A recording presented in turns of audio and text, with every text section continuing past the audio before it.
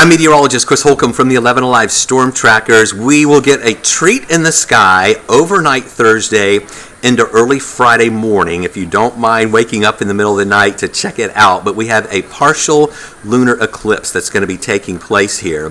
Now, what I want you to see here and what's going to be happening, here's a look at the time frame. Now, it is going to begin at about 2:18 in the morning on Friday morning. Again, this is overnight Thursday into early on Friday when this partial eclipse takes place. And what's going to cause this is when the Earth's shadow is cast upon the full moon. All right?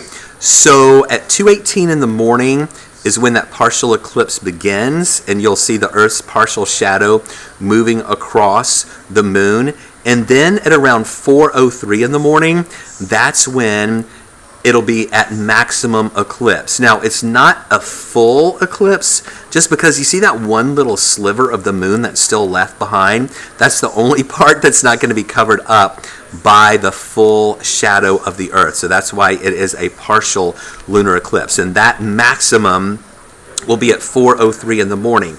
Also at that time, that is when there could be a little reddish hue to the moon when it gets as close to maximum as possible.